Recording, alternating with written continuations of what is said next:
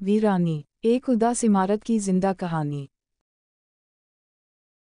मेरा मतलब है मैं इस इमारत को अंदर से देखना चाहता हूँ। करीम ने मुनव्वर को गौर से देखा जैसे पूछ रहा हो कि आखिर क्यों।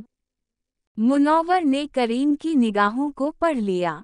यार कोई खास बात नहीं, बस यूं ही दिल चाहता है। करीम ने मुनव्वर की बाइक के निकाले गए पर्जों को पेट्रोल से धोते हुए कहा। अक्सर लोग ये बात करते हैं, मुझसे ही बात करते हैं क्योंकि मैं इस इमारत की दीवार के साथ जो बैठा हूँ। शायद यही वजह होगी। शाम को आना मगरिब के बाद, टार्चा के साथ।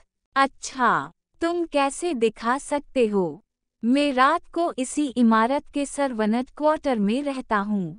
अच्छा, हर शाम को ही क्यों? अंधेरे में टार्चा अगर हो भी तो कुछ ज्यादा वाज़ेह नहीं दिखाई देगा।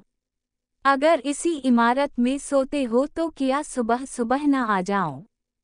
करीम ने पुर्ज़े फीट करके नट कसते हुए गहरी नज़रों से मुनव्वर को देखा और कहा, ठीक है, 6 बजे आ जाना, सूरज निकलने से पहले। अगले सुबह 5:30 बजे मुनव्वर करीम के बताए हुए इमारत के मखसूस कोने पर पहुंचा।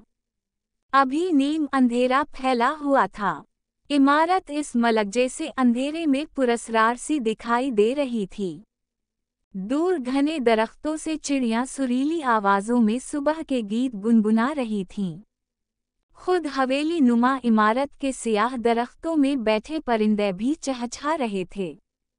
बीच बीच में कोई कौवा भी भदीसी आवाज में माहौल को सोगवार सा कर रहा था। जुनूबी सिमत में कोई रेल पटरी पर टिका टक टक के साथ हारन बजाकर मंजिल को रवां थी। मुनव्वर बेचैनी से टहल रहा था। अभी सड़कें खाली पड़ी थीं।